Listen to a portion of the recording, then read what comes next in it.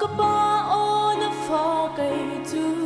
na sin khúc bil kha sa cham in kan fu liao a thil dang hal ding kam hal lo na sun paru na chulang tar in nang malom ter tu si ding le mi kip chon ding tlak nung sia do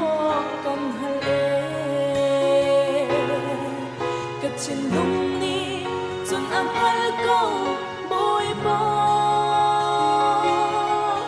kami nung si nak in katlin ko lo hi vlai tho ba kan hal lo nun in thong cha kal tar tu le na te pe cha si ding in ka bom sham ko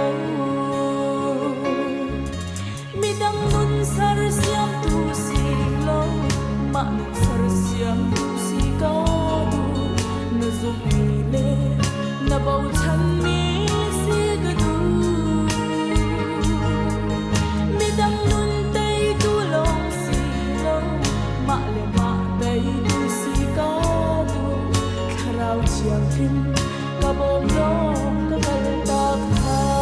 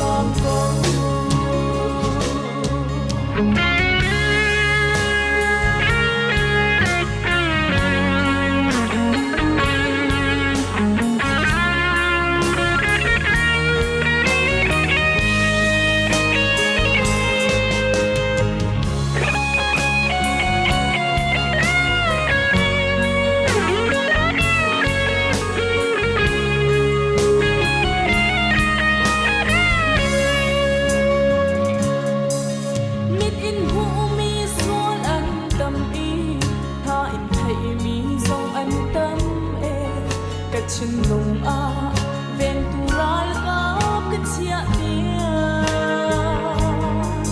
ka phur ka le le le dang in khoi ti su na in a thum mi mi kip lom na le thut suwa bia luan tar ko ka chân lùng ni chân am hal ko boy pa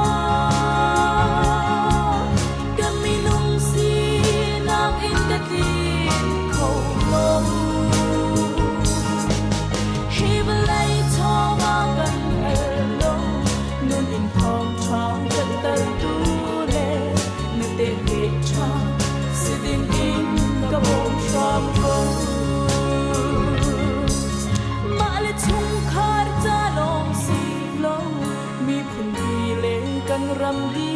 la thot swa ram thar chung alu pi ka du e ban boy photo te a mi chian tim kan si mi tu pi chung lo a si lo win nun in lam tar nim ka du ka chin lung ni chun am hal ko boy pa